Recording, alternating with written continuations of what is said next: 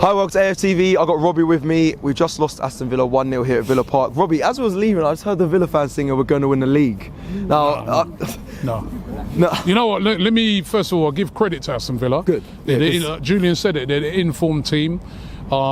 They've done what it's taken today to win the game, but they're not going to win the league. No. I think they could possibly get top four, but I think today, if we would have been a bit more on it, we would have won the game. Yeah. We dominated the whole game. They scored the goal, and really, they didn't really do anything else after that because we completely dominated the game. That's why I said when I was coming up here, I want all 3 points because I know that Arsenal are a better team than Aston Villa. They're the form team.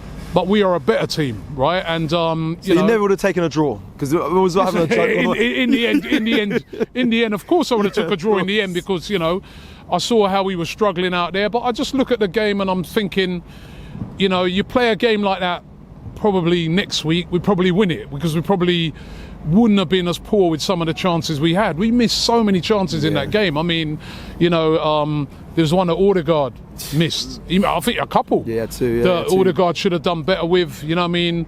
I think we were a bit unlucky with the Havertz handball. I mean, what? They need to look at the rules. I said it the other day. I really don't know what handball is nowadays, but they do have the rule that says if it touches your hand at all in the build-up to a goal, it is a handball. So, all right, well, you've got to accept that. But then there's also the foul on Jesus in the box. Yeah. Now, how is that not given as a penalty? He's been kicked. 100% he's been kicked. How is that not been given on a penalty? And then we have various other chances after that and we've just not taken them. I mean, it's a horrible day to play football in because anybody who's here at the game, it's got swirling wind all around. It's the same conditions for both teams. Sounded like a tie here. Same conditions. No, same conditions for both teams. True. But what you could see with us, because we were dominating the game, it affected us even more. Yeah. Because every time we're trying to, put a pass through to beat that high line, we were overhitting them, we were underhitting them. We just couldn't seem to get to grips with the conditions. And but even so, as I said, we had enough chances to leave there with at least a point, and we've left there with nothing today. But I'm not gonna be overly concerned about today, because I think these results sometimes are going to happen. It's if we came up here and we got completely played off the park and we lost the game, that's one thing. We've come up here to the form team. We ain't even played that badly. It's just that I think in front of goal we could have been a bit more clinical today. If we're a bit more clinical, we could possibly be leaving there with all three. I know you gave credit to Aston Villa, but do you give them any credit for the way they try to frustrate Arsenal? It's the most annoying. It is. As a fan. Listen, it's part of the game, right? It's part of the game. They're 1-0 up. They're frustrated. They want to frustrate Emi Martinez. But we see Aaron Ramsdale do that before in the past as well. We've done it before. Yeah, but coming over to the fans at the end and choking his way. I think he was actually. I think he was actually coming over to some of the fans to say, at one time he sort of had both his hands up as if to say, I don't think he was sort of mocking. Okay. I think it was more, obviously he used to play for us. I kind of, the thing with Emi Martinez, right, is like, it's the way he left. Yeah. Because a lot of fans, when he was leaving, a lot of fans were saying to him, all right, fair enough, we know you want to play week in, week out, but it's kind of the way he left. Some of the things he said, I'm sure he'd take those back because he was at Arsenal for a long time. I hope so, yeah. But listen, They've won the game today. They probably, even speaking to a couple of the Villa fans out there, they were like, we were very fortunate today. Yeah. You know what I mean? They spent the whole game just watching the game played in their half, right? So, but it's one of those games where, you've got to take your chances. You've got to take a couple of chances that we had a few chances in the game. We didn't get them. Nothing went our way today. As I said, the handball at the end, the Saka one, the offside, just offside. And as I said, Jesus, I've seen that back. That's a penalty.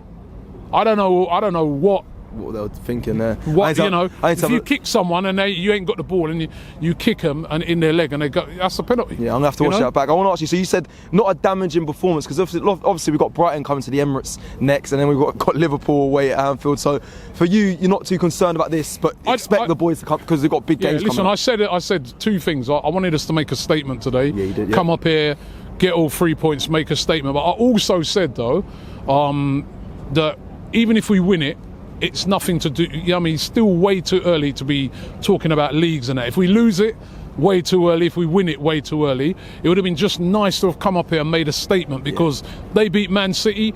Come up here and say, right, you know what, you beat Man City, but you ain't going to beat us. We're going to beat you. We haven't done that. But I would say we didn't get played off the park like what happened to City. City did get played off the park here. They were excellent in that game. We haven't been played off the park. If anything, we kind of played them off the park, but we just didn't take our chances. We've got to... That's some of the arguments that are around Arsenal at the moment, is that, are we clinical enough? Do we have that clinical striker? There was one time when Jesus was through, I don't know what he was doing. I don't know, it's like he got caught in two minds whether to lay it off to Saka or to shoot. Just bury that. I think that's one area. Does that win the league for you if we get a clinical striker in January? Possibly. I just don't think we're going to get that. It's just my opinion. I'm just not too sure we're going to get that clinical striker in January. Who is that person? That's a good question. You got Victor Osimhen, you ain't going to get him in January. And I'm not sure if you'll get Ivan Toney in January as well, you know what I mean? And is Ivan Toney, even much as I like him, is he that clinical guy? He's very, very good. Is he that world-class guy? I don't know, but you can see today, if we had a real killer up front, we had, you know what I mean, because you're going to have games like this where there's not loads of chances, but you got to take them. And they took this, to be fair to them. You got to hand it to them. When they got theirs, they took it. McGinn, he took the chance. You know what I mean? And yeah, you know what I mean? And after that, and I find it hard to, you know, there were some players who had quite a poor game today. Yeah, quite a few when you look through the team.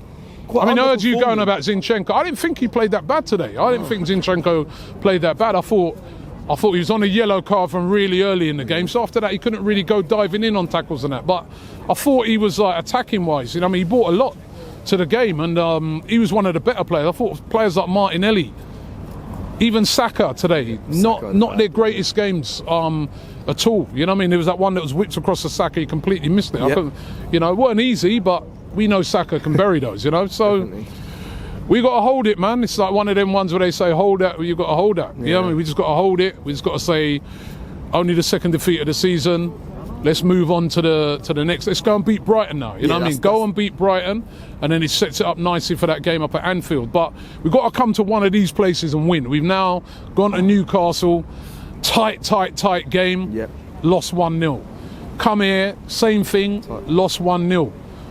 Let's go to one of these places now and turn that into a victory. You know what I mean? Because I think if you're going to win the league, you've got to start coming to it. You've got to come to at least a couple of these places in a season and win. What is that next ground, just before we finish up? What Anfield. Is that? Yeah, I was getting good. Anfield's that next ground. That's what was in my head, but I didn't know if you was going to say... Yeah, and it's Anfield. You know what I mean? We were 2-0 up there last year. We threw it away.